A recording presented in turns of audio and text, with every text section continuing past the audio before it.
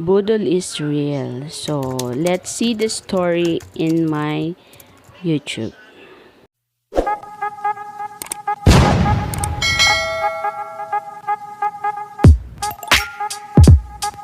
Mag-unboxing tayo ng ating produkto. Ano kaya ang laman nito? Ito yung katas ng alkansya ni Marco. Oh, dito.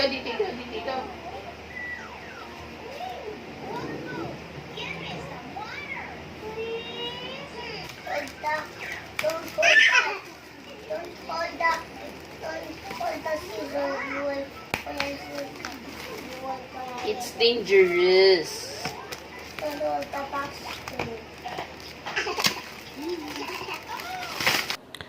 So, ayan po ang aking in-order ko yan. Hinanap ko yan sa FB group. Sa FB. So, tas may nag-reply sa akin. Tas ayan, Budol is real. I'm so sad.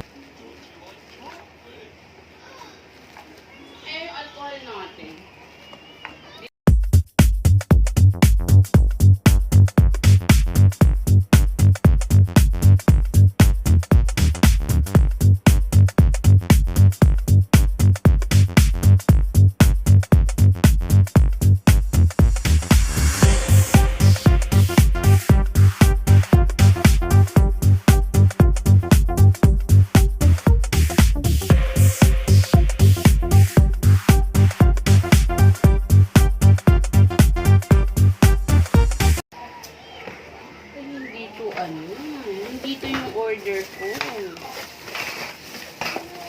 Tatawag ka ulit. Well, nabudol-budol ako na naman. Hindi na ba balik baga sabi?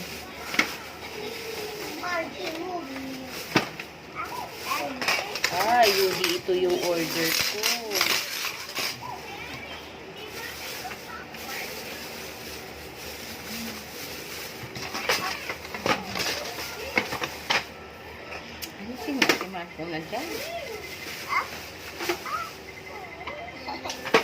Hindi po ito ang order ko.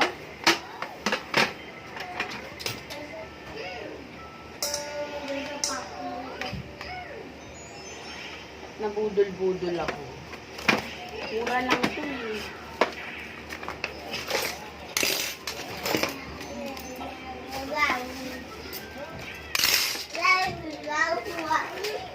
That's like a mixer. Hulog ka? Don't hold the stem mixer, my God.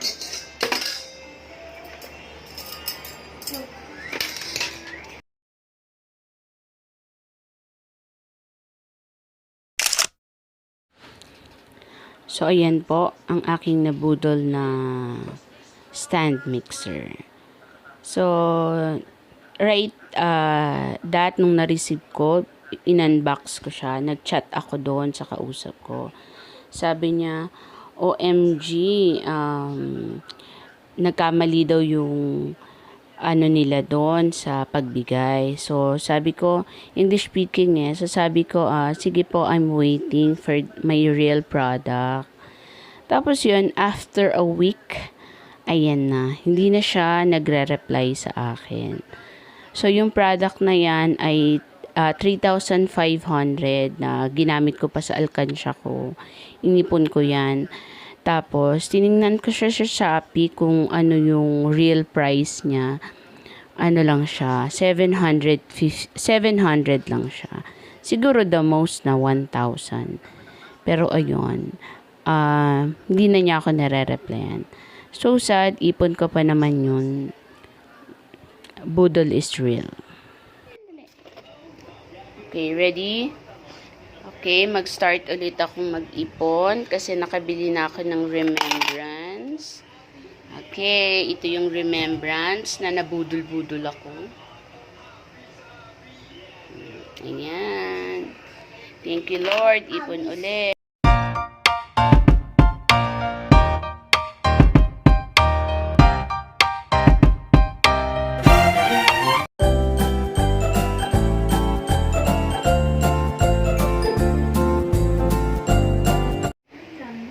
po ang aking stand mixer na mali ang pagkabigay at sabi ay papalitan. Sana nga mapalitan. So, yan. Mahirap tanggalin kapag nakalagay na sa salamin kasi dahil sa ganito nyo. So, first time kong ita-try ito eh. Yan. So, lalagay ko muna ito. Lalagay ko muna ito dito. Gagawa tayo ng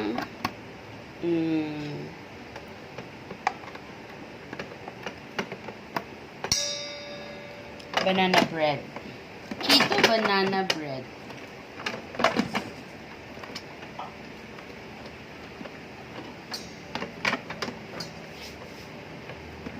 And gusto ko lang din po pala i-take itong opportunity nito upang pasalamatan sa mga nagbigay ng time para mag-comment Ayan. So, banana bread ang gagawin natin.